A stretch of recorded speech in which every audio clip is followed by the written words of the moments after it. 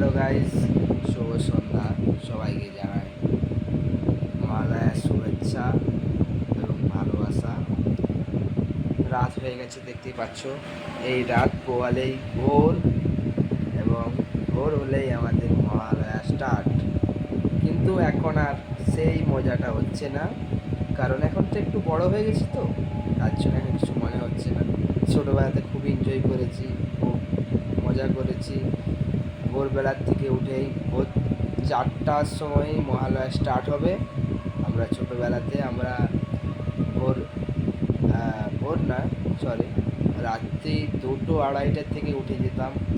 উঠে গিয়ে আমরা টিভি খুলে বসে যেতাম, কখন মহালয়া হবে। সেসব একটা চিন্তা ভাবনা ছিল, ঠিক আছে। কিন্তু এখন আর সেসব চিন্তা ভাবনা নেই। এখন বড় হচ্ছি, যত যত বড় হচ্ছি তত আমাদের থেকে আমাদের শখ, আমাদের ইচ্ছা, সব কিছু ইচ্ছা আছে, কিন্তু ইচ্ছা পূরণ করার টাইম নেই। কারণ পড়াশোনাও তো করতে হবে। পড়াশোনা করবো কখন, কখন ঘুরতে যাব। হ্যাঁ, অলরেডি কলেজ ছুটি দিবে 8 দিনের মতো, ষষ্ঠীর থেকে লক্ষ্মী পূজা অবধি। তার মধ্যে আমাদেরকে ঘুরতে হবে, তার মধ্যে আমাদের এনজয় করতে হবে, আবার ঘুরে আসে, আবার আমাদের পড়াশোনায় বসতে হবে। কিন্তু এখন আমাদের এক্সাম আছে অলরেডি। কালকে মহালয়া দেখে আমাদের এক্সাম। সোম, মঙ্গল, বুধ 3 দিন এক্সাম হবে।